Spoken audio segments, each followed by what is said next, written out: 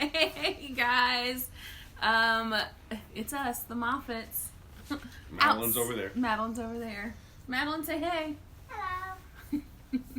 Hello. We told you guys we were going to do like a little Q&A and just kind of giving you an update of, well, not really an update, more of just a retelling of the Moffett experience. Oh gosh. But we really did. We want to be as helpful as possible because some people have asked us. You know, when we've talked on the phone to people have asked us different things about what our experience was like, what our symptoms were like. Were they the same? Were they different? Were they what people are looking for? And you know, ours have been very different from each other. They really have. So here's the dynamic of our marriage. Cheryl, the extrovert. Eric, the introvert. I bet you never would have guessed that. Never would have guessed. So, anyways, this is Cheryl's brainchild, but I'm happy to be involved because he took lots of notes during the process. I did. I took a detailed list of what I was going through. But we just want to talk about what we've experienced. It's difficult right now, and I've talked to our church about this. It's difficult to it's already difficult to consume news. And depending on the flavor of news that you like to consume, you hear all these wild different variations of stuff. And so what we're going to talk about today is just our experience. But it comes with a big disclaimer because our experience was our experience. Right.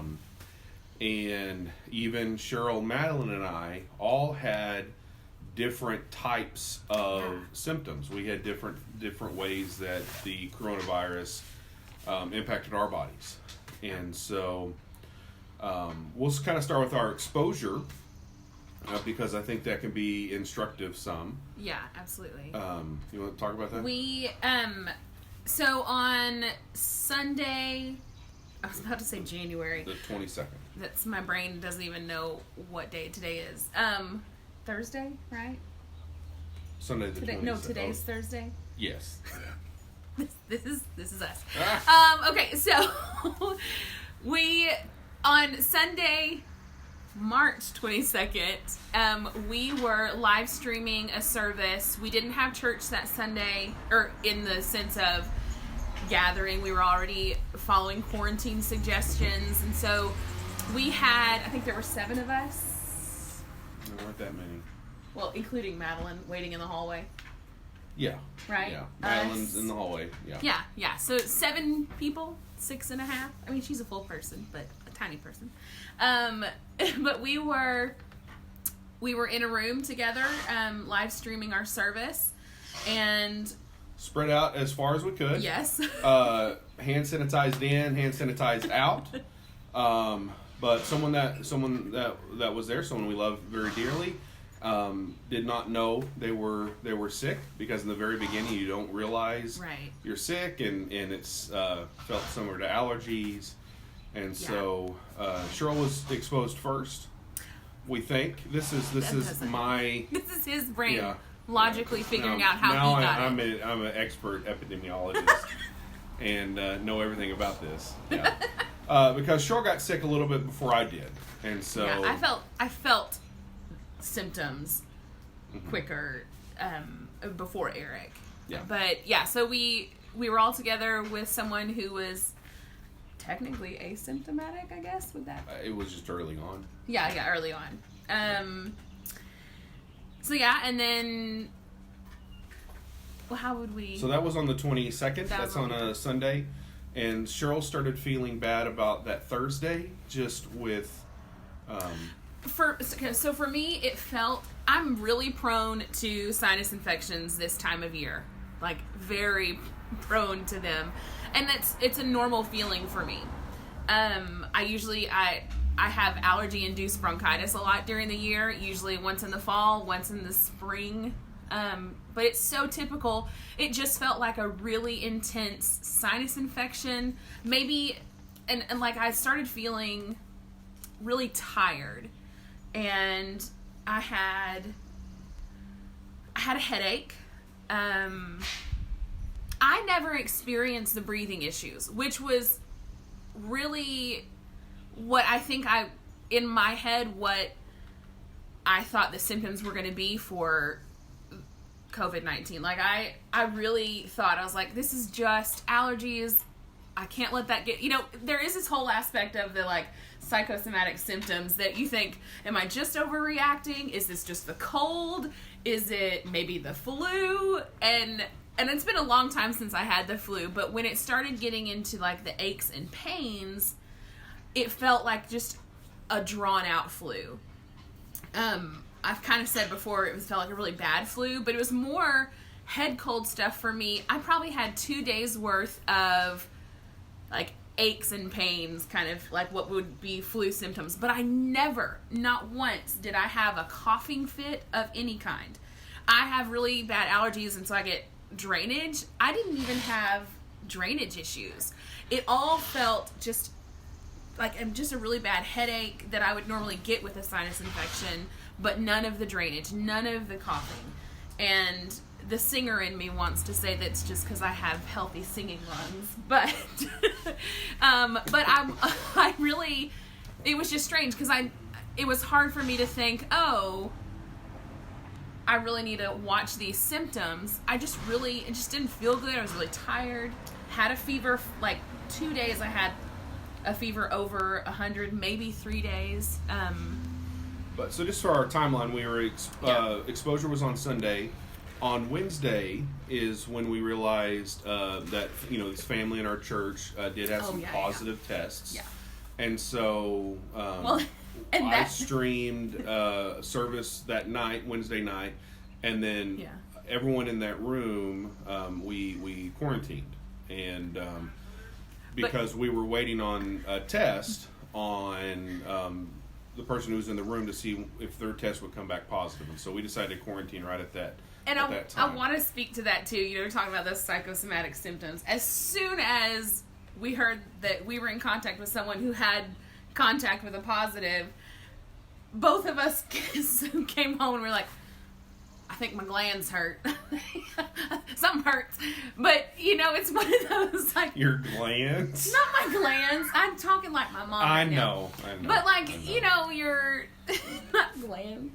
What, the lymph node area. Like when you feel like you've got a cold. Oh, my goodness. What? I got it down. Oh, you've got his question. Okay. But it's one of those things, like, your brain allows you... It's almost like your brain allows you to acknowledge, oh, you have been feeling bad. Now it all makes sense. And so you get, like, that lymph node pain, like when you've got a cold or something. But... So that was... We quarantined Wednesday night, and by Friday... Thank you, Mark. Yeah. A lymph node is a gland. By Friday, both of us were starting to feel some symptoms. Yeah. I started... that Friday after our exposure is when I started having some dry cough and some headache. By Saturday, both of us were very tired, had low-grade fever, and I was experiencing a dry cough. Yeah. And so I was texting with a gracious and wonderful doctor in our church who was very patient with me. And Saturday he said, just go get tested. Yeah. And so we did. We went out to our clinic here and, told them about our exposure, and so they let us get tested immediately. The test is terrible, horrible. Oh. They did a sore throat swab first, and then a flu, and then the brain tickler COVID test was just it is Y'all, very, very deep. It is so bad. But before we finally, now this whole time Eric has been texting with our doctor friend, and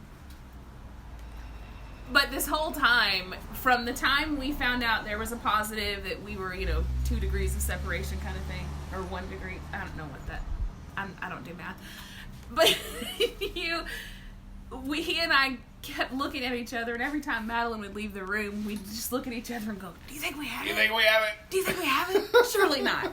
I bet we do. Yeah. It's just like a mind game, and it's, laughing from our experience. I know this has not been a funny experience for many people, and we've had actually connections to people who have lost loved ones. And so we're not making light of it. This epidemic. We are a family of humor. That's how we get through things. Yeah. So, and we've been in the house for 21 days. We got out yesterday, so we were in the house for 21 days. So. Yeah. But if you hear us doing that, I just wanted to preface and So we got tested on that Saturday, and so that was Saturday the 28th. And at that time, tests were coming back between 24 and 48 hours. Our test did not come back for 9 days, and so 9 or 10. It was 9 or 10. Yeah. But so for that time, our sickest time was when we were waiting on the test. Yeah. By that next day, Sunday, woke up. We streamed church from here. On that day, what I wrote down were terrible body aches, chills, skin very sensitive, crackle in my chest, and exhaustion. I remember finishing preaching, and I was just so exhausted, and my skin started hurting, and that was it was our immune system battling this virus. And our health department nurse, I told her about my skin and how sensitive it would get, and she said that they had heard that of some people because your immune system is just fighting overtime trying to get this out of there. So I never had that either. I never had this skin feeling, but what I did, I think we all had, Madeline included, all had digestive issues, which you can tell when your body's not right. And like when things are regular, like you know your body well enough, I don't know, but things were not regular for any of us. But I never had the skin stuff, but what I did have was kind of exaggerated pains. Like I have some discs that can get herniated from time to time, or maybe they're always herniated. I don't know the doctor science and all that, but I have herniated discs, and those were hurting a lot more during this time. And then I had this shoulder pain that I'd been dealing with already before all of this started that was exaggerated. And now that we've been feeling good for like our truly normal selves, like everything's regular again and all of those kind of things, that pain has gone away. My back pain is not like it was, but it was so weird because those were exaggerated during that time for me. But I never had the skin issues. Madeline's symptoms were digestive issues for a couple of days and a fever. So with the Sorry. Okay, see, I have an order in my mind. No, I want you to see. He has his list. I have an order. Cheryl's going to chase squirrels that need to be chased. Those squirrels have names. They are beautiful. That's true. Okay, so... And created by God. Cheryl and I both were sick. She was tracking a couple days ahead of us. And kind of my progression of symptoms is the chills, chest crackling on Monday night. Monday was my worst day, Monday the 30th. My arms ached, everything was sensitive, my chest was crackling, I was short of breath, and that was the night I had trouble going to sleep. Yeah. And I was already starting, to be on the up and up. So in my head, I was like, he's got the man version of the coronavirus. Man-rona. Man-rona is what we affectionately named it. I don't do sick very well, I'll be honest. I'm gonna live in a stereotype for a minute, but a lot of men don't handle sickness well. You know, the man flu, man cold. Well, there is such a thing as man-rona. It was so different because he had just started getting that crackling, and in my head, I was like, I get that with a sinus infection. Yeah. So my sympathy or empathy was very limited those days when I was getting better and he got worse. But he was tracking all of that. And Madeline, well, I'll get to that in a minute. Okay. Yeah. So by Tuesday, the doctor called in an inhaler, and a church member went and picked that up, and that helped with my breathing some. Again, very tired, very, very worn out. And it was on Thursday the 2nd that Cheryl, still not feeling really good. My chest was rattling. We were in pretty good spirits, but I went to bed at 8 o'clock that night because I was lightheaded. I'm more of a midnight kind of guy. Okay, wait, I want to backtrack real quick. Yeah. Aaron asked a question about, and guys, we see a lot of your questions, and we're adding them to the list to kind of answer at the end, but they're kind of in the time frame we're at. When we got our test results, we didn't get our test results. Are you on that day yet? No. Yeah, we didn't get our... sorry. Follow the timeline. Yeah, Go ahead. Get our... I'll sit. No, because it took so many days to get our test results. It did. Back, yeah. So we were just living in this world of waiting, and... Yeah. And our doctor at the clinic, they were very, very kind. Oh, my goodness, yeah. They you called know, and checked in on us. Yes. And everything. But when Madeline got sick, Madeline had 48 hours of stomach trouble, vomiting, and a fever. It wasn't super high, but that's what she went through. Right. And if you've got kids, you can tell, like if you really watch your kids' behavior, kids or grandkids, you know your kids well enough to know when they are needing something. And, as a teacher, we hear a lot of that, when a kid says, their tummy hurts, sometimes they're just really anxious. And I think a lot of that had gotten to Madeline. Seeing both parents down and sick, that was really tough. And, that's a lot to handle. Madeline, did you want to say anything about that? You can come here. She's crafting while we're outside. But during that time, like you can see the couple days before, she was getting really anxious and just really cuddly, which I will never give up. Like you can come around this side. I will never pass up an opportunity for cuddles. But do you want to tell them what that was like when you weren't feeling good those couple days? All I can say is anxious. Yeah. Yeah. And that's been part of, we try to communicate very clearly, but without any fear, knowing that God is taking care of us and loves us, with Madeline, because she's aware of what's going on, and that's part of the world that we're living in right now. So she certainly felt some anxiety, but she blew through this in like 48 hours. Yeah. And from what we've talked to our nurses and others, that there have been other kids of doing that. She was a great nurse for us, though. She was fantastic. She was a trooper. She was, for sure. But we did not get Madeline tested. She's just been a presumed... And she is thanking the Lord for that. Yeah. Our health department nurse told us yesterday this kind of marked her as a presumed positive. But she was sick. So, but by the time we got our tests back, Cheryl's came back. Mine came back positive. And mine came back negative. And speak to what that did a little bit mentally for you. Well, I knew I was sick, and I knew I was experiencing a sickness I'd never experienced before. Yeah. I had never felt as tired, lightheaded. I just never felt those things. But our doctor at that point said probably it's a false negative. Because his symptoms were in line with what was such like the most common of the symptoms that you hear about, the dry cough, the tightness fever, of chest, the tightness of chest. That was, I think, why they... Yeah, and Cheryl handles sickness better. That's just...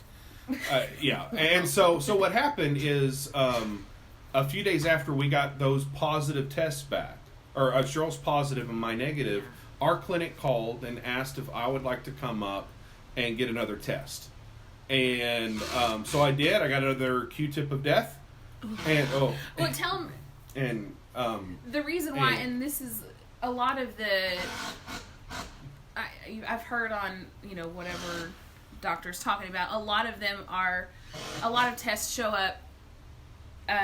as a false negative because it's too early in their Cheryl was tracking a couple days ahead, so we got tested at the same time, but she was sicker than I was at that point. My second test, which only took 2 days to come back, came back positive. Now, by the time I got my positive, I was feeling better. Yeah. I was breathing better. I was just doing a lot better. So both Cheryl and I did receive positive test results. So the testing process, not on our clinic, was fantastic. Amazing. But we tested at that time when there were just thousands and thousands and thousands of cases backlogged for the private labs. And so it took a very long time for us to get those initial results. Right. Of course, the test results didn't change much because there's not a lot they can do for what's for this, unless you have to be hospitalized or something like that. Right. But for me, what was troubling was the Wednesday when that would have been Wednesday the 1st. I was just very short of breath. We streamed a Bible study, just like a 15-20 minute Bible study. And by the time that was over, it took like an hour and a half for me to catch my breath. And I had never experienced anything like that before. That was just, that messed with my head. And like I said, Cheryl handles sickness better, and she's dealt with bronchitis and stuff before. And so I didn't have a frame of reference for what that would be like. But we're doing much better. The health department, they contact you whenever you get a positive, and you get a little temperature where they want you to track your temperature, so you know how long it's been since you had a temperature, and a very direct letter that says you need to isolate at home, and if you don't, we will make it mandatory for you. So. We did not test that. We obviously did what we needed to do. I mean, in my head, I did a little. Like, what were they going to do? They post somebody at that, but we weren't going to go anywhere. But we completed all of that isolation period. We had multiple days with no fever symptoms, and so we received even better letters yesterday, which said you are free. So let's go through some of these. Yeah, some of these questions. I want to know if it's same or worse than the regular flu. For me, it was far worse because of the breathing issues and the lung and stuff like that, and the aches. The aches were just terrible. Like every single joint in my body ached. It felt drawn out for me. It's been a long time. I think I said that before. It's been a long time since I've had the flu. And usually, I think I can get through that in 2 or 3 days. But this was like 8 days of just drawn out, that awful tired feeling. I mean, right around the week of spring break, well, that's when everything was happening. But we had planned to clean out this office room. Just became the junk room. Yeah, Madeline looked at me and went, ooh. But we had no motivation to do that. And no, we were just tired. None at all. We were so tired. Just laid in the bed or on the couch. Anyway. So I think we would say it was worse, more drawn out than the flu. Yeah. Someone asked if we grew fangs. Not very long ones. No. Fangs? I don't get it. Carrie Stevens, I think, asked if we had enough toilet paper. Yes, because we legitimately needed toilet paper, number one, before this right as this started. And before we got sick, like when we started canceling school and stuff. And so I hit Family Dollar just right, and then I went ahead and ordered some on Amazon. It wasn't supposed to get here actually until this week, but it came... before and we still haven't opened that one. We haven't opened that one yet, so we have plenty of toilet paper. We had it happen. Pat Carroll asked yesterday, because we said we weren't going to go into the store together as a family. That's just, we're going to follow all of those guidelines. Of course, we're not going to go shopping together as a family. I had to go to Harps today, but I wore my mask and kept my distance. And that was just something that we decided that we wanted to do, just to kind of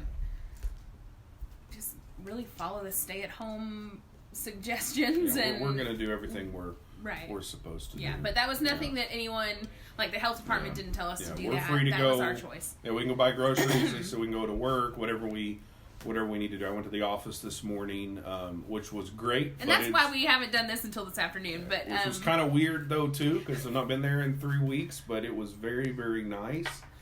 Someone asked, did y'all have any experience with taste or smell? Cheryl? I did. Did you? I some things tasted odd, but I did not have it like you did. Yeah, Madeline did have a little bit of that. She's showing me in the background. I had it. But that is something that I typically experience with a sinus infection, but this time around it was just, again, more exaggerated. I don't remember what the meal was. I think the day that we got tested or the day before, I really noticed it. And that brain tickler and that COVID test it gives you a little bit of extra pressure and pain. But yeah, I did experience quite a bit, and I'm still coming back from that. Like, that's a weird thing, but I get that with sinus infections. Yeah. So it wasn't totally new for me, but yeah. Anyway. But I did not. Yes, so again, we see the differences in the symptom. I had the breathing stuff, but my taste and smell didn't change, and Cheryl did not have breathing stuff, but her taste and smell did. So Matt Pryor asked, what was our go-to meal during quarantine? Anything I could taste. Yeah. No, we did talk about snacks and drinks, though, that we've kind of have been our comfort food. Good job. People brought us Sonic drinks, which we absolutely loved. Oh my goodness. Yeah. But, and even coffee from our favorite place when a couple people went to Jonesboro. Really, it's been whatever was, what was the easiest. Yeah, Easy has been great. We did not. I love to cook, but I did not feel like cooking. So. Oh, are you telling me that was your snack? One of your Nutty Buddies from Madeline. I really love the Oregon. Is it Oregon Trail? No. No, that's a game. That's a game. Oregon, whatever that chai. It's like the only chai besides Starbucks that you can get anywhere at a grocery store. But I had accidentally bought a case of 6 cans on Amazon, which I'm very happy, because that was a steal of a deal, but I was willing to pay more for 1 can. But that was my drink, I think, of choice. Nothing. It was just kind of ease. I can't remember. I don't remember. Matt also asked if we're going to donate plasma. Cheryl, we'll be happy. So after we've been, talking to our health department nurses, we had 2 separate ones since I tested positive first with the first round of tests or whatever. They had already asked me. We had separate nurses. That's what I was getting at. So my nurse had asked me, and I'm fine with that. They haven't set anything up yet. I think they will be looking into that. As far as I understand, they will be asking, and I'm absolutely fine with that. My nurse asked me, and I said, absolutely, but you'll probably have to knock me out. Every year when I go to get my blood test for insurance, I always wake up after passing out, and there are 6 sweet nurses surrounding me, so I will give it a valiant effort. But I told her this, and she said, "Well, I'm going to mark you as a no for right now." And I said, "Okay." I said, "But I really wouldn't mind. I just might need some emotional support doing it." But anyways, no. So the one time since we've been married that I think he has not passed out is the story that Madeline and I love to tell. And this is before she came along, but she just loves the story. I was reading to him, and I was reading a Sesame Street book because that's the only thing that was there. And I plowed through them, but I had that emotional support. So yeah. Anyways, we would be happy to, but with that warning, I don't think my nurse is going to let that happen. Roger, you asked about time frame from exposure. right at 5 days for us, which what we understand is that's when 5 days after exposure is when we started getting sick. Yeah. And so that's there. I think John, you asked about once we've had it, can you catch it again? The answer we've heard is maybe not. I don't know. My nurse yesterday said we think you have some immunity, but we don't know for how long. Yeah, maybe it's so forever, unknown. maybe it's not. Everything's so unknown right now. So we're not. We are acting as if, and I think this is wise for everybody. Yeah. We're acting as if there are bubbles. Hello, Madeline. Just a normal. What day is it? Thursday. Just a normal Thursday. Normal Thursday. But we're acting as if we can, still spread it, and we're acting as if we can get it. And I think that's best for everybody, to live in that way. Yeah. Favorite quarantine activity. Let's see. You know what? You know why Christy's asking that. What? Because she beat us in that game? Yes, because she beat us in that game. Yeah, there's a great game. There's this great series of games on Jackbox.tv that you can play. Yes. And we've been playing with some friends over Zoom. And it's a lot of fun. But honestly, mine were probably reading, sitting outside, and sleeping because I did not feel good. So I slept a lot. We've gotten... We've moved our cars out of the carport, and if you've driven by the house, you've noticed that. Maybe, maybe not. But we've really enjoyed spending time outside. Which we did, but not on like an everyday basis. And I love this cooler spring weather. It is so great for just sitting out, reading, drinking some coffee. We've gotten the hammock out. I've been an acrobat on. Oh yeah, Madeline has been an acrobat on the hammock. They're Kammocks. Some friends of ours run a company out of Austin called Kammok. If you're not familiar with them, it's Kammok. I think I Are they going to send us something because you're advertising? Well, yeah, because I just bought some. I bought another one. So yeah, they will be sending us something. But check them out because it's perfect hammock weather, perfect outside weather. Just before all the bugs come. Yeah, isolation tip though is just don't think about it. Like don't think about what you can't do or where you can't go because then that trips your head. Oh my goodness. Pastor Pat, you asked, are you more nervous about opening church back since going through it yourself? I would say, I don't know if I'm more nervous because from the very beginning, especially after talking to one of our deacons that's a physician, and he kind of, in a good way, scared us and made us think very, very, very seriously about what's going on. I would say I'm confirmed in, I feel confirmed in our, in canceling services, on-site services.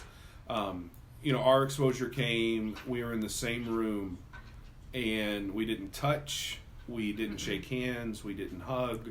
No. And so this stuff is nasty. It's nasty, contagious. It's nasty to go through. And so we're going to follow every guideline, do whatever we can. Cheryl and I, thankfully, were able to get through this and to recover and to get better. But we don't have any of those underlying conditions. Yeah. And so it certainly confirmed the need to take this very, very seriously. And it's difficult because, today when I was in the office and kind of getting back to normal and resumed some of my phone calls to church members, we just miss people. We miss seeing everybody. Yeah. We miss corporate worship. We and not being together on Easter.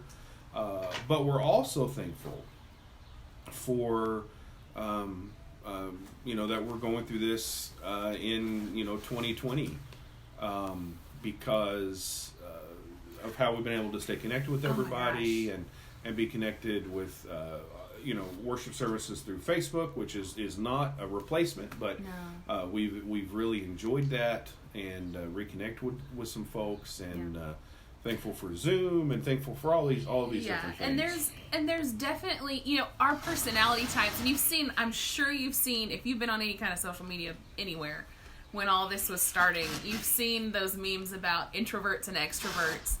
But I would say for both of us, like we about every 5 to 7 days, we would all, Madeline included, have this moment of like, we are losing our minds. What is going on? And there's a bit of that, I don't know, circumstantial depression, I would kind of identify it as. Mental health is a huge part of this, and as a pastor, I've been dealing with that in the lives of other people, but also in my own life. I mean, there's a lot of things that are frightening and scary, and it's hard, especially if we lose that grounding center that we find in Christ, and we find in His love, and we find in His purpose. Because you can easily begin down this road of panic. And as we were getting sick, I remember we, in bed, and we look at each other and we're like, we're sick. What are we going to do? Like, what, what's going on? Of course, we don't have family, blood family here. And so, of course, with Madeline, that was on our mind. And, we felt confident that, it wasn't going to be serious, but those things cross your mind. And so, but I know we have felt just even more resolve in our relationship with the Lord, and the gift of our family that God has, given us three. And for me and Madeline, being the extroverts that we are, we love getting out and getting to see people, just going for, running an errand. And I'm used to that. That's just, sometimes you just want to run to the store just to get out. And we were really trying to do our very best at doing everything we could to not, and we did, to stay home. But that was really hard. And so for personalities like mine and Madeline, it definitely weighed on us in a different way than it did for Eric. But the memes I was talking about, though, like introverts have been planning for quarantine their whole lives. But even for Eric, I'm introverted. His job is people. So is mine. I'm a teacher. I love getting to see people. I love making it awkward in a store when I get to see one of my students trying to hide in the next aisle, and then yelling at them and saying, hey! but I really have missed people, but it was such a blessing to have people come in and check on us, or just call and check on us. It meant the world. And so if you know people who are in isolation, or quarantine or whatever, check in on your friends, introverts and extroverts alike, because we're all dealing on this. And if you yourself are dealing with something, and you are having a hard time with the quarantine, tell somebody that, hey, would you check in on me? Call us. Call us. My goodness. Send us a message. We'll check in on you. We can now run errands. We can run errands now safely with masks and hand sanitizer and washing our hands, and only one at a time. But we would love to come and just we are give you anything you need. Unbelievably thankful, because you cannot go into quarantine or isolation without other people. And even though we had stocked up on groceries before, it was there were times when we needed something, and so people blessed us in very, very special ways. And even when we just wanted something, like Dr. Pepper or Nutty Buddies, yes. Or wanting to make a Rice Krispie treat, which we still have yet to do, but we are going to be doing that. But God blessed us in that way. Something I just mentioned, there are some things that I don't even know you can buy these things now. I've not been shopping in so long. I went a little bit today, but what helped a lot with the aches was Tylenol, and so have some Tylenol on hand. Yeah, Tylenol was really good. To have some Tylenol on hand, that was extremely, extremely helpful. And bubble baths. Oh man, yeah, we spent way too much money on Dr. Teal's before all this happened. Right. I mean, before we even got sick, we knew we were going to be stressed out. Yeah. We knew we were going to have to be in quarantine. We were like, you know what? We need to just stock up. Yeah. But anyways, everything we would have spent on eating out all the time, we spent on bubble baths. So. I mean, that's not far from the truth. Find ways to. If it makes you happy. Exactly. Find ways to be. See, you distract me. Wait, as Madeline would say, distracted by happiness. By happiness. But find small ways to be reminded of God's blessing. You know, I had someone talk about how it's like chocolate cake blessing. Mm-hmm. You know, chocolate cake is not necessary for you to live. For sure. It's not necessary for you to finish the week, but it is just a little blessing, and it's something special. And so hold on to those small little things that are encouraging. And I think the Lord uses that and shows His grace through that. Yeah. And don't feel like you have to be the hero.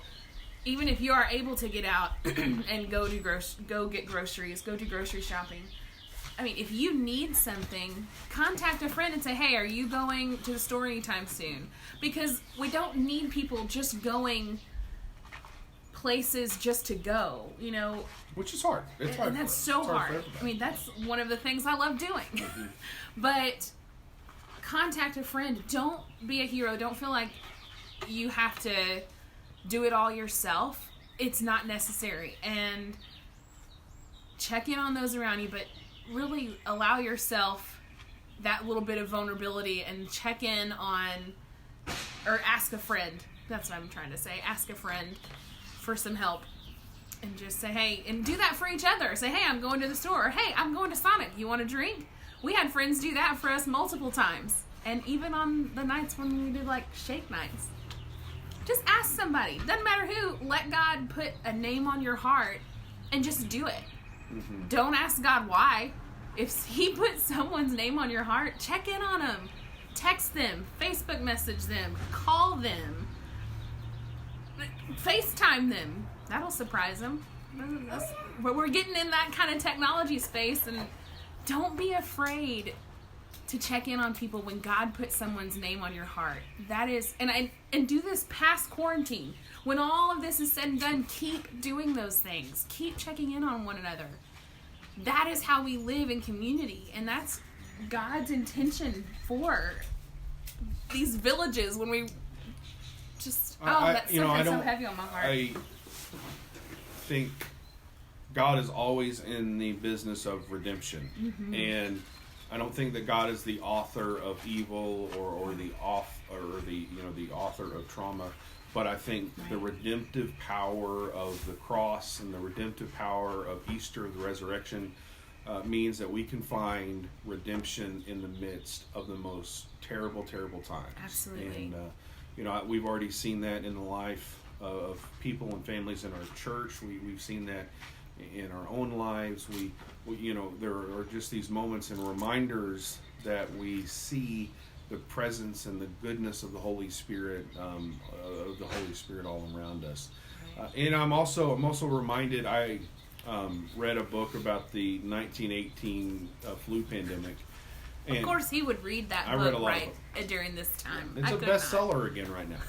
But and I'm gonna write about this in my devotional tomorrow on our church Facebook page. But it was oddly comforting because it was this reminder that, humanity has been through deeply traumatic things in history, and humanity, we've been made by God in His image, and we have this resiliency. We have this ability to overcome through the giftedness that God gives to us. And reading the history, it was odd because they're having the same types of discussions. Should we close businesses? Should churches not meet?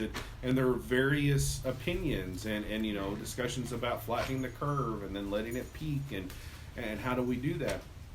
It was just this reminder that there's nothing new under the sun, and that God helps His people to persevere, and we are going to make it. We are going to do this. We're going to finish this. We're going to do what we need to do. We're going to stay home, and as much as it hurts, for some of us. And the reunion and revival when we all get back together is going to be tremendous, and I can't wait. So.